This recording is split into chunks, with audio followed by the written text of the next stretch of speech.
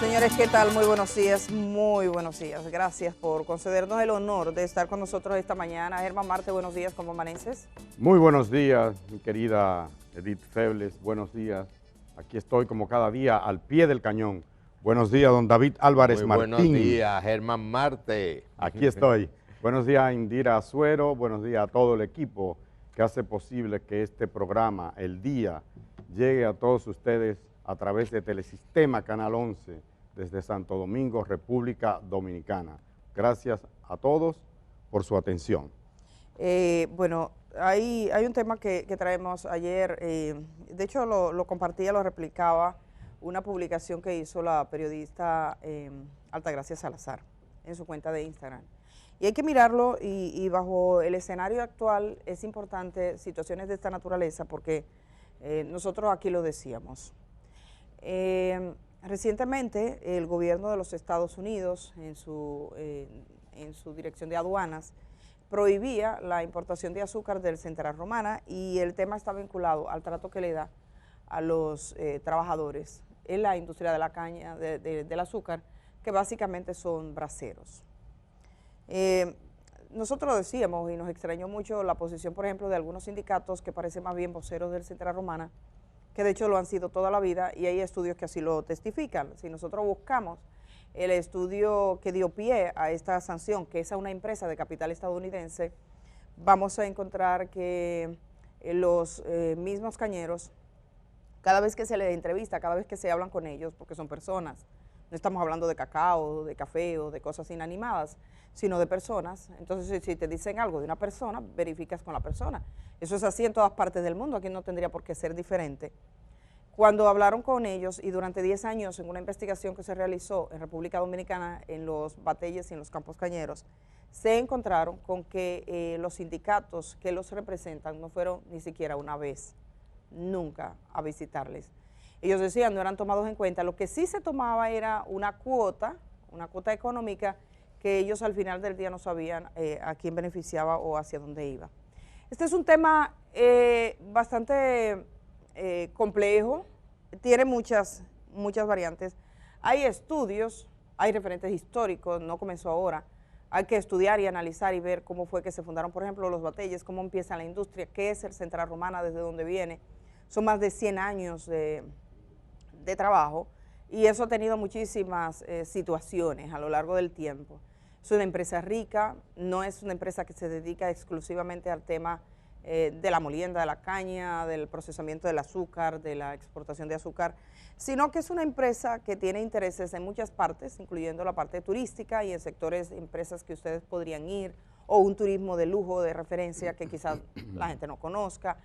Tiene actividades en el ámbito agroindustrial, en muchos y diversos temas. Entonces, claro, tiene capacidad para comprar muchas cosas, para tener buenísimos abogados, para tener empresas de comunicación eficientes, y por eso a uno le extraña que gente que representa supuestamente a los trabajadores pongan su voz al servicio de gente que tiene mecanismos, pero que además que se supone que son las partes en ese encuentro.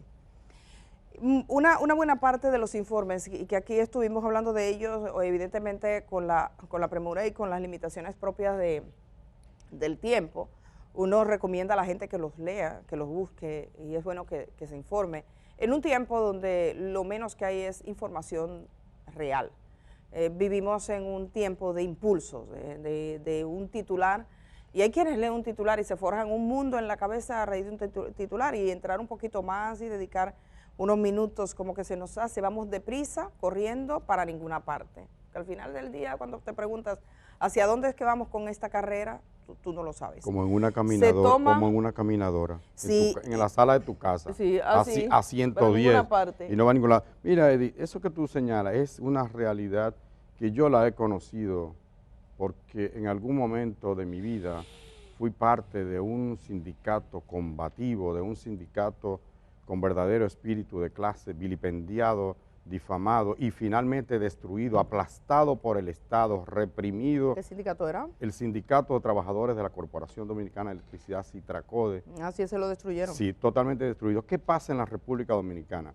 Dado esa arritmia histórica que David te refirió en días pasados y que he vuelto a leer en esa colección de libros que me has regalado, la Efemérides Patrias, que lo agradezco muchísimo porque creo que es el mejor regalo de todo el año, esas obras completas de Juan Bosch, y donde él refiere esa arritmia histórica. La burguesía dominicana, el capitalista dominicano, tiene como, yo diría, con el perdón de ellos, y no por culpa de ellos, sino una realidad histórica, tiene un atraso y entiende que un sindicato es un enemigo de la empresa, cuando es todo lo contrario. Cuando hay un sindicato de verdad, ese sindicato naturalmente va a luchar por los intereses de clase de sus trabajadores. ¿Qué ocurre en la República Dominicana? Y usted lo puede explicar mejor que yo. Dada esa arritmia histórica, ese atraso de nuestro sistema capitalista en la República Dominicana, se ve al sindicato como una amenaza. Y entonces se dio en muchos países de América Latina la siguiente situación: se empezaron a comprar los sindicatos, a infiltrarlos, a malearlos, y se convirtieron en lo que en el sindicalismo se llama sindicatos amarillos o patronales, que están ahí, cobran la cuota, como ese y muchísimos otros, cobran la cuota, pero los miembros dicen, pero que no me representa, no luchan por mí, no luchan nada. De cuando en cuando se aprueba un pequeño aumento salarial, pero no más. Cero formación, cero educación. Cero diálogo.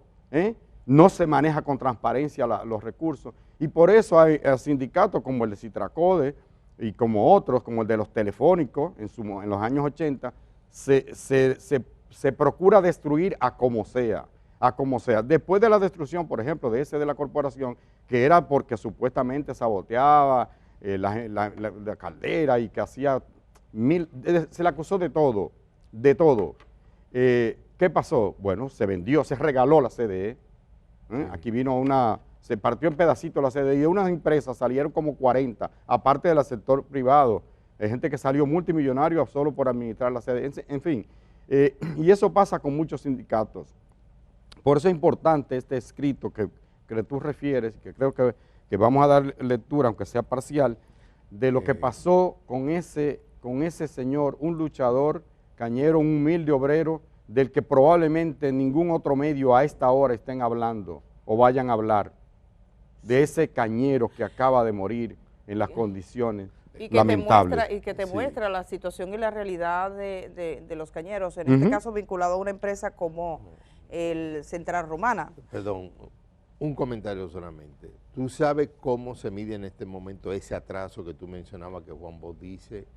¿Cómo es posible que el ministro de Trabajo esté en una comisión para lograr que Estados Unidos vuelva, una compañía extranjera, Central Romana, vuelva a permitir la exportación, en lugar de estar investigando si realmente el maltrato o supuesto maltrato de los trabajadores? Ya eso te demuestra a ti que desde el Estado incluso no hay una visión clara de lo que deben ser los roles. El Ministerio de Trabajo no debe estar en una comisión así, debería de estar ahora mismo investigando si realmente Estados Unidos tenía motivo para ese bloqueo del azúcar dominicano, yendo a los campos de y si hay violación y maltrato a los trabajadores, sancionar a la empresa también, o demandarle que mejoren. Tú puedes entender que esté el Ministerio de Industria y Comercio, correcto, que esté Relaciones Exteriores, sí, el de Proindustria, de exportaciones, pero el de Trabajo lo que hace es que documenta lo que pasa y se lo suministra a los otros. Exacto. De hecho, en el informe hay mucha referencia a trabajos previos que se hicieron, no con este ministerio, porque de alguna manera uno ve que las situaciones, incluso las crisis, son cíclicas. Encontraron un decreto, por ejemplo, del doctor Joaquín Balaguer, que frente a un informe de la Organización Internacional de Trabajo que cuestionaba la situación en los campos cañeros, dijo, bueno, pues que se vayan todos, sobre los niños y las personas envejecientes. Era como la respuesta. Ahora, frente a una declaración de alguien de Naciones Unidas, el presidente también coge pique, no lo pone en un decreto, pero casi es un decreto, porque déjenme decirle que las fuerzas de seguridad, la policía, mayor que si fuera un decreto. Sí, exacto, no, y que con ese mensaje dado sin ningún tipo de previsión, o sea, no establece condiciones, es ilimitado, no dice, no da una carta de ruta, el gobierno no ha dado una carta de ruta, la ruta la tiene cada destacamento de policía, la tiene cada guardia en su cabeza. Entonces tú encuentras que hay mucha gente que está macuteando. Esta es una hora de profundo macuteo. Sí. Aquí es una hora de muchos negocios. Hay gente que se está haciendo literalmente rica con todo ese tema, con una palabra del presidente. Entonces, que quizás no lo tomo en cuenta, pero en República Dominicana no está imponiendo una carta de ruta en ese sentido. Pero bueno, lo que decía Altagracia Salazar cuando mostraba la muerte de este cañero, que por cierto he visto otra entidad de que lo recibieron hace unos meses en la lucha que él llevaba para recibir el dinero que se había ganado, sus pensiones, dice Altagracia. Como dice el periodista Juan Bolívar Díaz, ha fallecido un perdido enamorado de la caña. Desde el año 1958 hasta el 2022, trabajó en los centrales azucareros del CEA y del Central Romana. En el Central Azucarero de Romana trabajó en las 7 divisiones, en 69 batalles. Solicitó la pensión en el año 2005 porque ya había alcanzado 589 cotizaciones de las 400 necesarias para que se le otorgaran. Pero al igual que miles de trabajadores cañeros, nunca las pudo cobrar. Se le negó en la Dirección de Jubilaciones y Pensiones. Fue cortero o cortador, cultivador de caña, carretero, boyero y remolquero. Murió convencido de que el Estado Dominicano le robó sus aportes de la Seguridad Social, que con su machete en manos hizo riqueza. Murió convencido de que el Central Romana, por más de 47 años en tiempo de zafra, lo obligó a trabajar 14 horas diarias, y esto es trabajo forzoso. Murió convencido de que el Central Romana y el Estado Dominicano acabó con su vida porque nunca les reconocieron sus derechos adquiridos, como los siguientes. Podemos poner la fotografía de él, que también está ahí. Por favor. Prestaciones laborales, seguro médico, vacaciones, disfruto de pensión y otras. Eso no lo tuvo. El sistema de salud rechazó atenderlo porque él no tenía seguro médico, que él pagó constantemente. Es un caso de un cañero que tenía toda su documentación, porque hay muchos que no la tienen, toda su documentación. Pagó por un seguro de la Seguridad Social desde 1958. Hasta el 2005. Lico Alerte fue coordinador de las demarcaciones cañeras de Segunda División Guaymate de la Romana, del Central Romana. Murió convencido de que el racismo y la discriminación impidieron que cobrara su pensión. Su convencimiento lo llevó a destacarse como un excelente coordinador de otros coordinadores en los batalles Bermejo, el 80, Hoyo del Puerco, Marchena, Plumilla, Anigua, el 22, Peligro, Guerrero. Para la Unión de Trabajadores y Trabajadoras Cañeras, un coordinador de coordinadores es un dirigente especial que se caracteriza por vigilar la construcción interna y las convocatorias, las marchas y concentraciones, las vigilias, las asambleas y las reuniones. Lico Alerte integró a toda su familia tanto a las luchas como a la toma de decisiones, significando esto que cumplió con nuestra reglamentación interna. Sin cañero no hay azúcar, termina Altagracia. Este es un caso que el que lo lee, o sea, y el que lo ve y el que lo piensa y logra ponerse en el lugar de otro ser humano, no puede menos que sentir compasión, que es algo que falta por estos días, por cierto, que viene la Navidad. La compasión frente a los demás, a los seres humanos que son los que necesitan de alguna manera esa voz cercana. Este hombre que murió, habiendo de todo eso yo destaco, que él había pagado tenía todas las cotizaciones necesarias, mucho más que las que necesitaba, mucho más. Sin embargo, no llegó a recibir su pensión, 589 cotizaciones y eran necesarias 400. No, Anoche ahí dice alguien 400, pero en realidad se necesitan solo 360, es decir, el equivalente a 30 años de trabajo. Sí, eso es lo que hay. Oye, eso, llegó a reunir todo eso. Y él llegó a casi al doble, o sea, a 589. Para una pensión, oigan amigos, lo que se le negó a este hombre y murió como murió. Sí. Para una pensión que hasta hace poco, bueno, el presidente la aumentaron reciente, pero era de 5.117 pesos. Una miseria. 5.000 y un miseria. Poquito de pesos, 5.000 pesos. Hace días estábamos hablando cuando el presidente Petro de Colombia pidió perdón. Como jefe de Estado, no es que él lo hizo, sino que el Estado colombiano lo hizo, pidió perdón por todas las matanzas, masacres, secuestros que el Estado colombiano durante décadas ejerció contra el pueblo de Colombia. Y mencionábamos cómo el Papa Juan Pablo II, San Juan Pablo II, pidió perdón en África por las veces que sectores de la iglesia intervinieron en la trata de esclavos, africanos esclavizados. El Papa Francisco recientemente pidió perdón a los indígenas de Canadá por todas las violaciones y el maltrato que hicieron religiosos, sacerdotes y laicos de la iglesia contra los pueblos aborígenes de Canadá. Este caso, el caso de Lico Alerte, debería el Estado Dominicano y el Central Romana pedir perdón por lo que le hicieron a este hombre y en él a tantos cañeros explotados. Eso debería de ocurrir. Yo sé que no va a ocurrir, pero eso debería de ocurrir. Porque moralmente ese caso y en él todos los casos como él nos disminuyen moralmente como sociedad dominicana, como lo que ocurrió con las embarazadas haitianas. Nos disminuyen, nos vuelven un pueblo moralmente más miserable por acciones de unos cuantos. ¿Sabes qué, don David?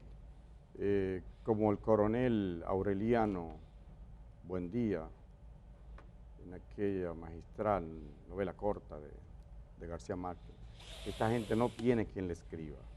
Edith, de manera metafórica, habla mucho de la emisora del Central. La emisora del Central. Se refiere, no, la voz del Central. ¿Cómo es?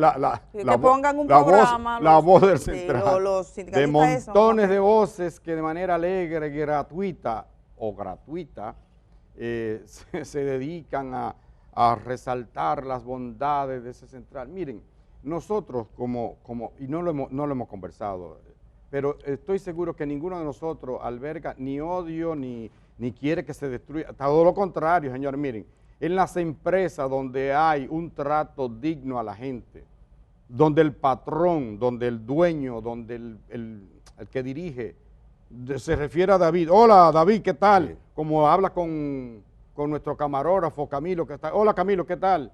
Le da un trato de persona, de gente, como lo son. Ahí se trabaja mejor, ahí usted se siente más a gusto que en aquellas que aunque le paguen un chismal, le traten como a un perro, le traten como que usted no es nadie. Y peor aún, cuando se dan empresas de capital extranjero que se supone que tienen una mejor condición, mayor desarrollo del capitalismo, obvio que lo hay en Estados Unidos, es el país más desarrollado del mundo, y que le dé un trato de no gente, por no decir otra cosa, de no gente a sus trabajadores, eso hay que decirlo aunque duela y aunque nos digan lo que nos quieran decir. Ese tipo de gente debe tener quien le escriba.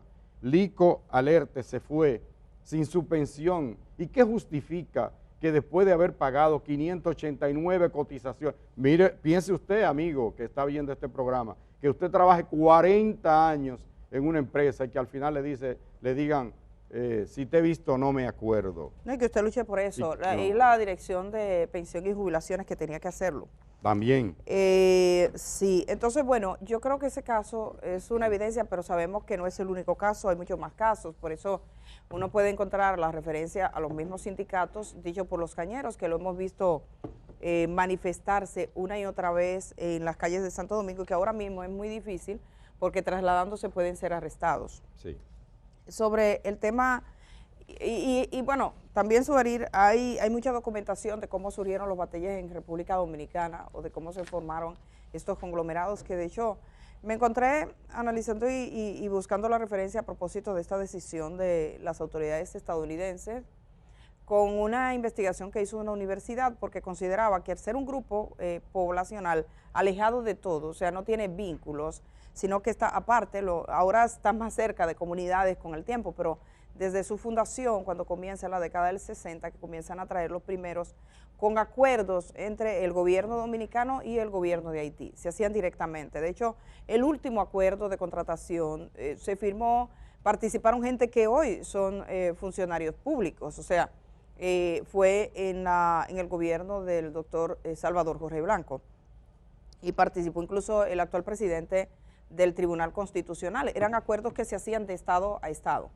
Esas personas eran traídas, pero evidentemente si tienes personas se van a reproducir, van a tener una compañera y así surgen en muchas de las comunidades que hoy tienen un gran problema de documentación. Una cosa es el ciudadano haitiano que es traficado, que lo trafican todos los días, porque uno lo puede ver y puede conversar con ellos, que tienen 5 años, que lo traen para la industria de la construcción, como había una jipeta aquí que venía y traía a las construcciones, a las torres, va suministrando gente, hay un gran tráfico y un gran negocio en cuanto a eso. Ese es un perfil, ese es un tipo de persona, esa persona que es traficada, que lo traen como mano de obra para la construcción, por ejemplo, o para las labores agrícolas. Y otra cosa son los batalles en sí mismos, que suelen ser espacios que todos los gobiernos han respetado. Lo han respetado el batey porque es allí donde está la gente que tiene 70, 80 años. Algunos de ellos que fueron al plan de regularización, por ejemplo, que no tenían huellas en los dedos, o sea, gente mayor que se acabó, que terminó como termina la caña. Usted coge una caña, la exprime, la exprime, la exprime, la exprime, la exprime, va a salir algo que le llaman guarapo, que es ese dulce de la caña, después de ahí hacen el azúcar y todo, o en muchas comunidades hacen jalao con eso. Va a salir ese dulce, pero al final lo que queda es una cosa que se le conoce como bagazo. Literalmente, los batalles están llenos de gente que son bagazos del trabajo cañero. Son los cañeros que ustedes han visto, que lo veíamos marchar, que ahora no pueden moverse. Debo decir que en este proceso de repatriación que está haciendo República Dominicana, hay varios cañeros que han resultado afectados. Particularmente de la zona de Puerto Plata y en Montellano y en estas comunidades, tenemos la información en la identidad de al menos 4 cañeros que han sido retenidos con fines de repatriación. No sabemos en qué va a parar eso, si podrán demostrar o cómo lo hacen, pero es una retención, primero se busca y te retiene. También por razones, digamos, que de seguridad para esa gente, no voy a referir el batey en cuestión, pero las autoridades saben cuál es. Se presentaron a las 3 de la madrugada hace varios días en un batey. Ese batey entraron a las casas, las primeras brigadas que llegaron eran muy violentas, eran militares. A un ciudadano, un muchacho que nació en el batey, que es estudiante universitario, le robaron su computadora, destruyeron algunas cosas y se llevaron a una parte había gente que tenía documentación y gente que no tenía documentación y fue arrestada. Posteriormente a los que tenían documentación, cuando hicieron depuración, muchos de ellos lo liberaron, pero bueno, mientras tanto estuvieron presos. Hay el caso específico de una joven que la tenemos identificada, que sacó su documento, se lo pasó a un militar y el militar lo tiró, se la llevó y el documento quedó en el suelo. Entonces otra persona cogió el documento y con ese documento se lo llevó a la familia y le dijo, mira, ella tiró el militar, el guardia tiró el documento. Con ese documento fueron a la estación donde estaban arrestados y fue entregada a la familia. Tenemos el caso de un ciudadano que tiene residencia permanente en República Dominicana por casi 20 años. La residencia la renueva y en este momento todos los trámites de residencia están bastante lentos y tiene el trámite en curso, pero no había recibido la residencia, la renovación. Cuando vas a renovar un documento, te dan un recibo de ese documento, tiene recibo, pero a pesar de que mostró el recibo, él fue repatriado. Hay casos de muchos niños, aquí mismo se planteó el caso de los niños que son muchachos que viven literalmente en la calle, que parece ser hay un tráfico importante con ellos, lo veíamos incluso en las calles de Santo Domingo, ahora ya no se ven por estos días, y entonces esos muchachos que fueron y entraron, 2 agentes de migración, vestidos como de migración, aunque decían que no, tenían toda la indumentaria de migración, donde está una hermana religiosa que siempre ha dirigido uno de los proyectos más conocidos de Boca Chica, que trabaja no solo con niños de ascendencia haitiana o haitianos que estén en la calle, con todos los niños de la calle, porque Boca Chica siempre fue un lugar problemático para la niñez. Habían personas extranjeras, y no cualquier extranjero, italianos, sobre todo, y se dedicaban a la prostitución infantil. Sí. Y llegaban con una niña de la mano a un motel o a un hotel donde ese tipo se estaba quedando. Y uno de los trabajos que tuvo que hacer la organización Caminante, que ha sido reconocida, donde está Denis Pichardo, fue trabajar también con los empresarios. Hoy en Boca Chica es menos frecuente ese tipo de explotación, aunque sigue. Yo trabajé casos siendo reportera. Recuerdo que a Boca Chica vino un norteamericano que trabajaba en una línea aérea y reunió cantidad de jóvenes adolescentes y le puso en prácticas sexuales, los grabó y los difundió al mundo. Eso era el infierno. Entonces ahí era necesario un trabajo y si hay alguien responsable y que ha hecho un trabajo decente y reconocido, que es una mujer que se ha entregado en cuerpo y alma por los niños y niñas de Boca Chica y que ha trabajado también de la mano del empresariado para que entendiera, de las instituciones públicas para que ayudaran, fue Denise Pichardo.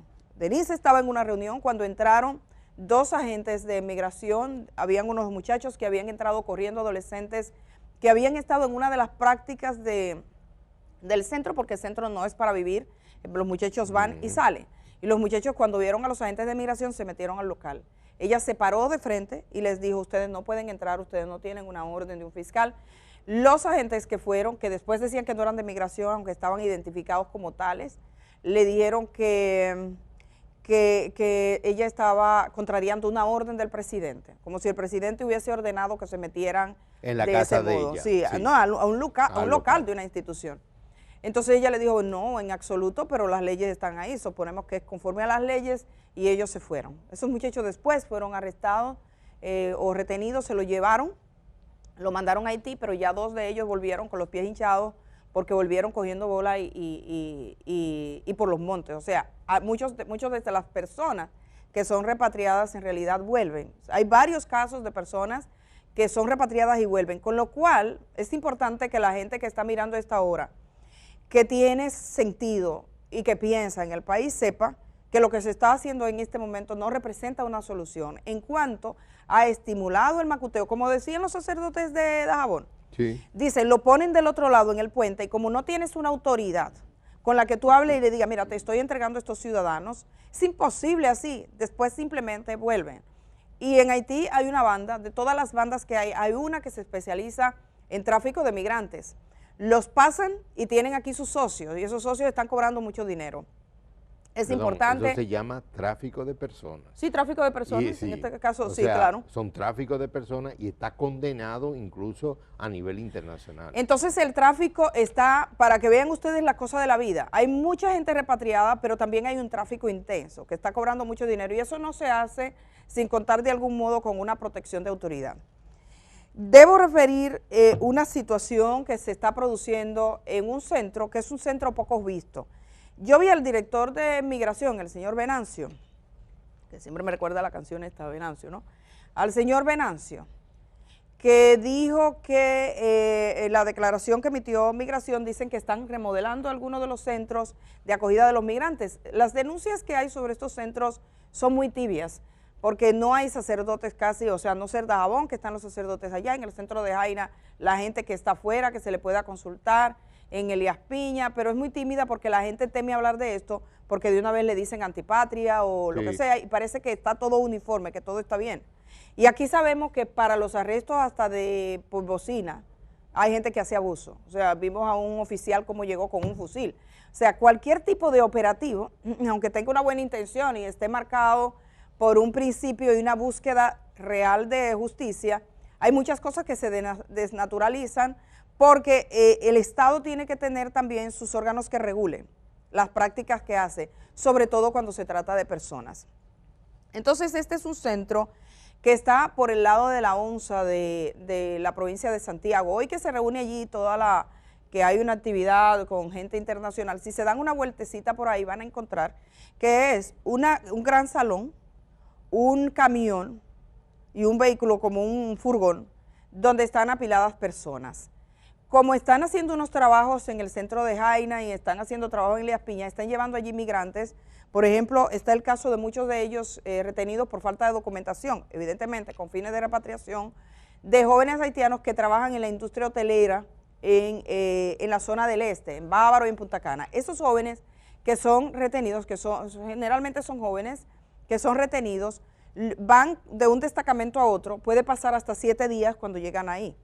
Ese es su centro, el local es una oficina que fue originalmente pensada como para 25 personas, pero cada noche duermen casi 300 personas, o duermen o permanecen.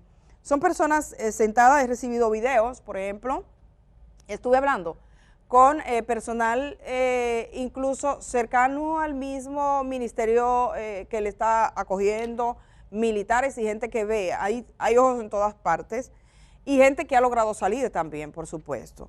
Entonces, ahí no hay baños, Los baños están en la parte de afuera. Si alguien quiere orinar o quiere hacer pupú, quiere hacer lo que sea, una necesidad fisiológica, no puede salir porque si los guardias abren, se puede dar una estampida. Ese es un lugar que en este momento está completamente pestilente. Pestilente es el bajo más intenso que usted pueda sentir en su vida, según describen los testimonios. Entonces, esas personas no se les suministra agua, no se les suministra alimentos. Y durante varios días se estuvo haciendo colectas, que es una cosa imposible, porque si son 300 hoy, mañana son 300, nadie tiene la capacidad para suplir alimentos así. Susi Pola puso una comunicación donde las entidades sociales de Santiago estaban invitando a que la gente donara. Pero evidentemente con todo lo que se ha dicho, dicen, no, hombre, no, y nadie le preocupa eso. Y las donaciones fueron muy ínfimas, llegaron de algunas instituciones, qué sé yo, 100 botellitas de agua, pero tienes 300 personas hoy, mañana tienes otras 300, que de esta deja 100, ya ustedes saben lo que eso implica. Y estaban con una comida al día. Según me decía un militar, en el día de ayer el ministro, o el director, mejor, el director de migración estuvo en este centro. Él sabe que en ese lugar no pueden estar personas si estuvo ahí. O sea, el director de migración puede y sabe que el hedor y la fetidez que hay allí no es para gente. El periodista Marino Zapeta en el día de ayer publicó un tuit que yo quiero compartir con ustedes sobre ese lugar específicamente en Santiago. Los periodistas, algunos periodistas ayer empezaban a llegar, pero los periodistas no sabían ni siquiera la dirección. Cuando hablabas con periodistas no conocían. Bueno, si le quitan viendo el día RD, la gente puede ver mejor lo que dice. Quítenle el titular ahí. Me escribe un sacerdote amigo, dice Zapete.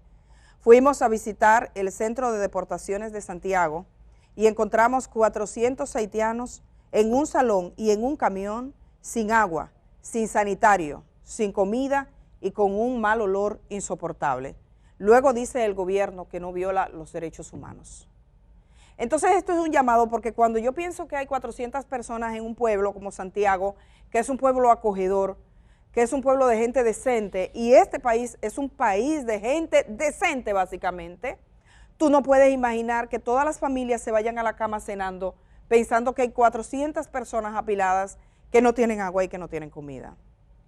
Eso no es un modo de tratar a las personas. Tú sabes. Hubo un esfuerzo, perdona, para concluir, porque yo sé que es parte quizás incluso hasta de la respuesta ayer. Sí. Y una institución del Estado comenzó a suplir en el día de ayer una comida que llegó pasada a las 5 de la tarde y una cena que llegó en la noche. Todavía falta el tema del agua y falta el tema de la higienización y falta el tema de tratar a las personas como personas.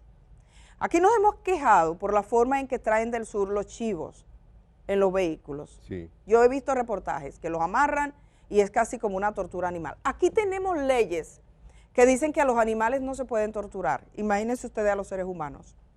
Si el gobierno dominicano está organizando esto y lo está haciendo, lo tiene que hacer con unas referencias claras, tener una carta de ruta, porque en Santiago hay 2 destacamentos policiales cuyos policías se dedican todos los días a apresar migrantes y a cobrar 5,000 pesos por cabeza para que pueda salir. Es un negocio.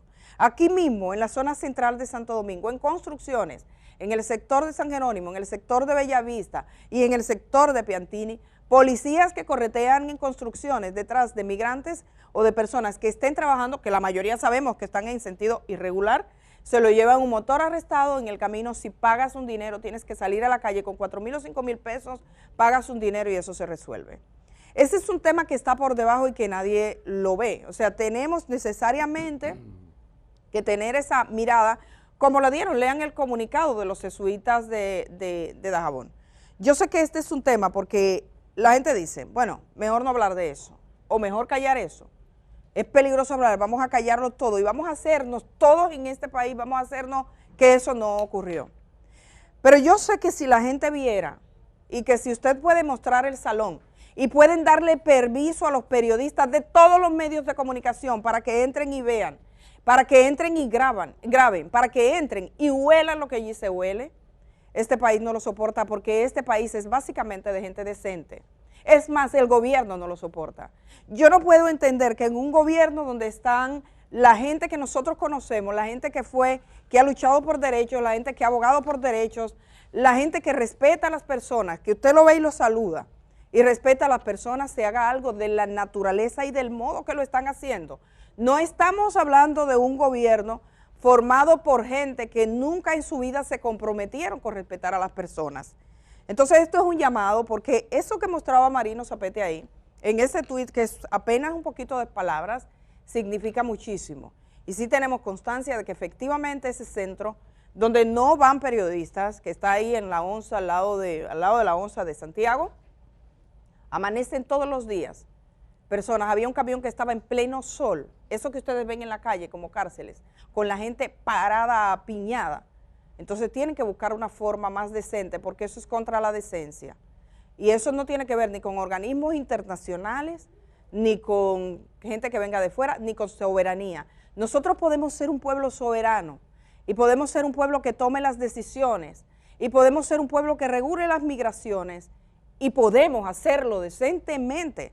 La decencia no es antítesis de la ley, ni es antítesis de ser una persona que cumple. O sea, no tiene por qué estar en contradicción. No es contradictorio con la ley que si usted tiene bajo custodia a una persona, usted sabe que esa persona come, orina, que esa persona se baña y que las mujeres usan toallas sanitarias, porque a muchas de ellas también le da la menstruación. Y están arrestadas por días si no hay toallas sanitarias. Y son gente, son personas. Y son personas. Mira, tenemos que ir a la pausa, pero yo quisiera agregar algo que quizá ni siquiera sea necesario agregar, porque pienso que es muy contundente lo que has dicho. Pero soy necio a veces, ¿verdad? Me gusta decir lo que pienso.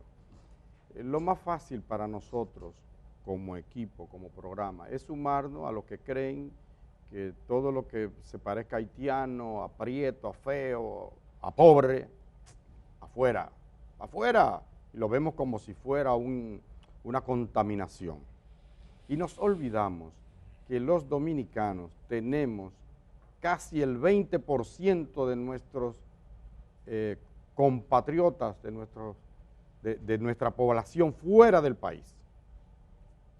Entre 15 y 20% de los dominicanos en fuera. Y si no, piense usted que nos está viendo, si no tiene un primo, un amigo, un ex compañero de trabajo, algunos que se han ido ahora caminando algunos me contaban ayer aquí mismo, de que en su barrio se quedó solo, porque, claro, creo que exagera, porque muchos se han ido caminando por México, una exageración, una barbaridad. Entonces, de lo que se trata y de lo que nosotros abogamos es por un trato humano.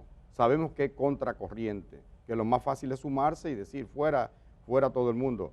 Sí, que lo saquen, sí hay que sacarlo, pero con un trato digno, con un trato humano. Hace 511 años se produjo el sermón de Adviento, probablemente Fray Antón de Montesinos, que muchos pasan por ahí por el malecón y ven al Señor haciendo así, y ni se imaginan qué era lo que estaba diciendo. Está diciendo, son almas, son seres humanos, porque en ese momento habían españoles que pensaban que esos indígenas, lo mismo que está pasando esos ahora. Indígenas no eran gente, que lo podían, lo mismo, Germán, lo mismo que lo podían, pasando sí, ahora. que lo podían explotar, dar el trato que fuere, y que eso no había ningún pecado. Aquí hay gente que se acuesta y reza 3 Padre Nuestro y un Ave María Purísima, y después se levanta y reza al Señor, y son cristianos, de verdad, son cristianos, y entienden que todas estas cosas están bien. Entonces, no hay que ir tan lejos, Germán. No hay que ir lejos. No, mira, no hay que ir tan lejos. Este gobierno está siguiendo una política inspirada por los enemigos de José Francisco Peña Gómez. Yo creo que este gobierno necesita reconciliarse con José Francisco Peña Gómez. Mira, le he compartido porque me habla Susi. Susi Pola publicó un centro donde están pidiendo asistencia de la gente, que donen lo que puedan, por las personas que están pasando. Les digo, se necesitan toallas sanitarias para las mujeres, por ejemplo, o cosas de esta. Dice, ella escribió originalmente hace 3 días en Santiago, casi 100 personas en el Centro de Retención Regional de Migración en condiciones vulnerables. Pedía solidaridad y decía que el centro de acopio es calle Cuba, esquina Pedro Francisco Bonó, número 38, con agua, alimentos, ropa, toallas sanitarias y demás. En el día de hoy, Susi Pola me está diciendo lo siguiente, y es importante porque están pidiendo contribución de la gente decente, que entienda que nosotros en un diciembre, en fiesta de Navidad, no debemos tener a unas personas que están de paso, que las están sacando, que le están arrancando, que algunos no saben dónde están sus hijos, pasando hambre, frío, y que no puedan orinar decentemente, y que no puedan las mujeres tener una toalla sanitaria. Entonces, dice Susi, las personas retenidas ayer, 400. Dice que la gente pasa frío porque no tiene, o sea, es con lo puesto. En el día de hoy actualizado, es con lo puesto y necesitan ropa. Por favor, que la ropa vieja que ustedes tengan ahí en Santiago, a la gente de Santiago, a las comunidades cristianas, a los sacerdotes, a las religiosas, a los evangélicos, a la gente que es decente, que la manera de hacer patria no implica que se atropelle a los seres humanos. Y entonces yo sé que hay mucha gente solidaria y que ni siquiera sabe lo que está pasando. Ropa y frío, se necesita ropa, aunque sea vieja, la gente que desecha ropa que la lleven. También necesitan pasta dental, necesitan toallas sanitarias y se necesita agua. Son aproximadamente entre 300 y 400 personas todos los días, pero no es que ese día, es gente que viene haciendo tránsito, hasta de Santo Domingo están enviando a ese centro que no tiene capacidades para atenderlos. Entonces, las organizaciones que trabajan en Santiago, incluyendo las que trabajan con las mujeres, están dispuestas a encauzar los aportes que la gente pueda dar, y también a las instituciones públicas, a los comedores económicos, que ayer dio una parte de la alimentación, pero el gobierno tiene que tomar decisiones en este sentido.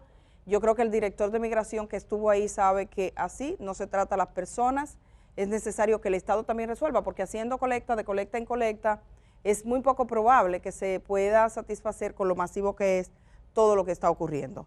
Nosotros tenemos que ir a una pausa en este momento, vamos a hacerlo. Cuando regresemos vamos a estar hablando con un funcionario, él es viceministro de Planificación e Inversión Pública, Luis Madera, está con nosotros esta mañana. Vamos a conversar de un tema de interés, de una investigación que ellos han hecho, así que cuando el Ministerio de Economía, Planificación y Desarrollo, cuando regresemos estamos con él. Gracias a la gente que está escribiendo a esta hora de la mañana. El día camina contigo allá donde vayas. Cuando salgas de casa, continúa con nosotros en YouTube. El Día, 25 años de buen periodismo.